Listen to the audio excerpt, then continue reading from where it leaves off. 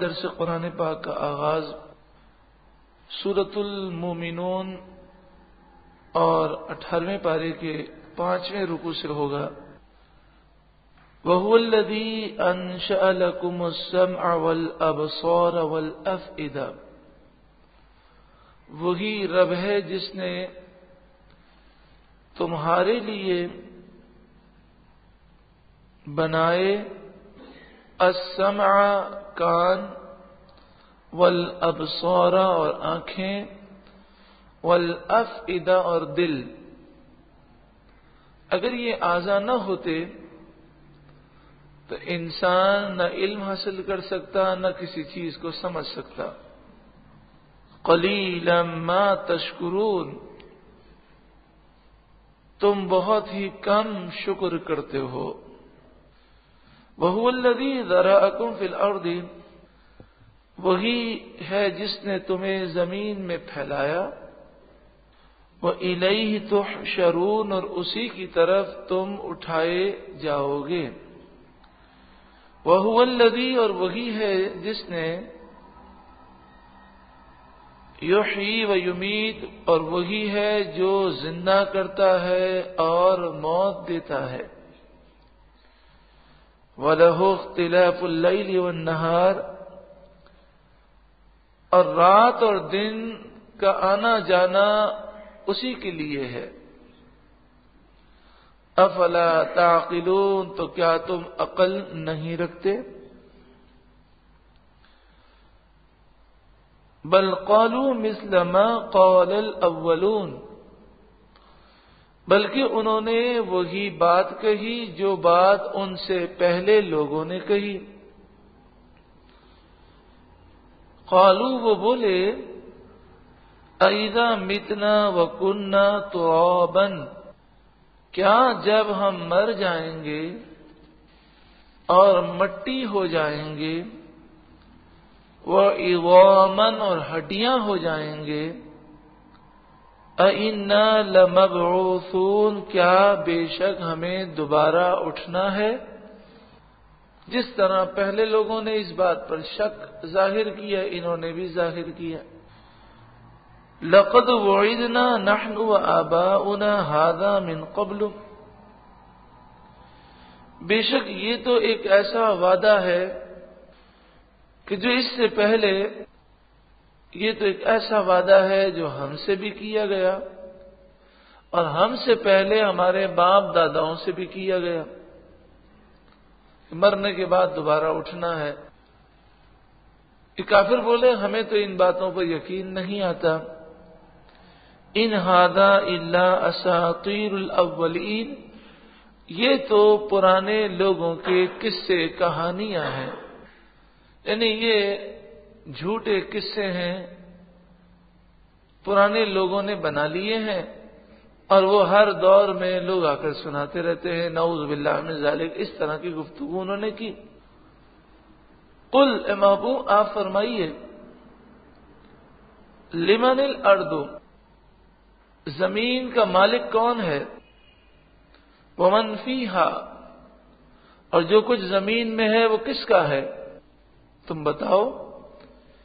ان کنتم تعلمون، اگر تم جانتے ہو۔ اگر یہ کہیں کہ زمین کے مالک ہم ہیں تو سوال یہ ہے کہ تم سے پہلے کون تھا؟ انسان اپنے گھر یا اپنی کھیتی کی ملکیت کا دعویٰ تو کرتا ہے، لیکن تمام زمین اور تمام آسمان کے مالک ہونے کا کوئی دعویٰ نہیں کرتا۔ تو ماننا پڑے گا کہ اس کا مالک کوئی اور ہے اور وہ اللہ رب العالمین ہے۔ سیقولون للہ، ان قریب وہ کہیں گے یہ سب اللہ کا ہے۔ قل، اے محبوب آپ فرمائیے، افلا تذکرون، تو کیا تم سوچتے نہیں ہو؟ قل، اے محبوب آپ فرمائیے، من رب السماوات السبع، ساتوں آسمان کا مالک کون ہے؟ وَرَبُّ الْعَرْشِ الْعَظِيمِ، اور عرش عظیم کا مالک کون ہے؟ سیقولون للہ، ان قریب وہ کہیں گے سب کا مالک اللہ ہے۔ قل، اے محبوب آپ فرمائیے، افلا تتقون، کیا تم ڈرتے نہیں ہو؟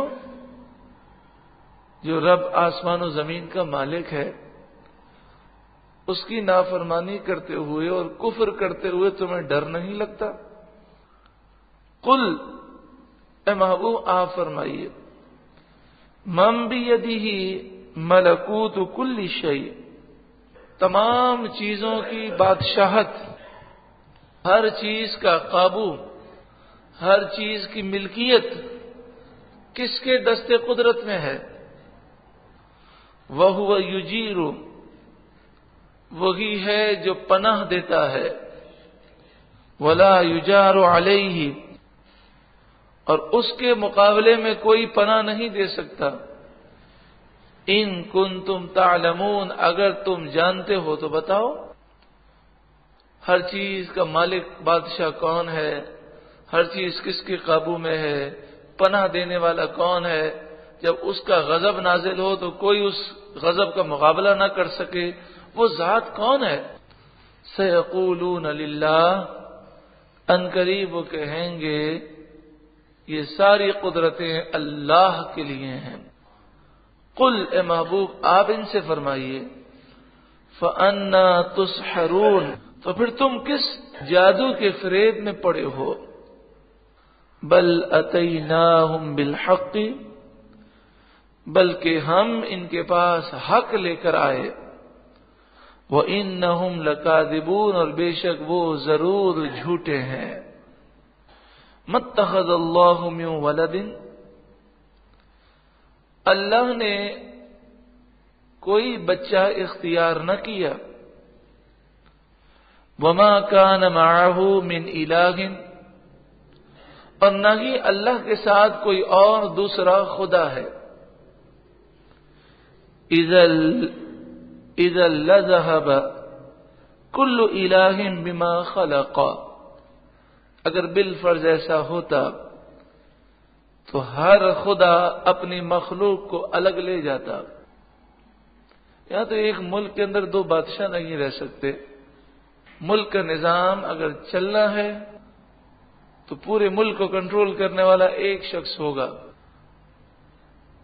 پوری کائنات میں اگر کئی خدا ہوتے تو پھر یہ کائنات تباہ ہو جاتی۔ وَلَعَلَى بَعْضُهُمْ عَلَى بَعْضٍ، اور ایک خدا دوسرے خدا پر حکومت کرنا چاہتا، جس طرح ایک بادشاہ دوسرے بادشاہ پر غلبہ حاصل کرنا چاہتا ہے۔ سبحان اللہ، اللہ پاک ہے، عما یصفون، ان تمام باتوں سے جو وہ بک بک کرتے ہیں، جو وہ بناتے ہیں، ان تمام باتوں سے اللہ پاک ہے۔ عالم الغیب والشہادہ، پوشیدہ ظاہر کو حقیقی طور پر وہی جاننے والا ہے۔ فتعالی عما یشرکون، تو اسے بلندی ہے، وہ پاک ہے ان کے شرک سے، ان کی تمام شرکیاں باتوں سے۔ اس رکوع میں اللہ کی نعمتوں کا اور اللہ کی قدرتوں کا ذکر ہے، اور ابتدا میں فرمایا گیا قلیلا ما تشکرون، تم بہت تھوڑا شکر کرتے ہو۔ اللہ ہمیں شکر کی توفیق عطا فرمائے۔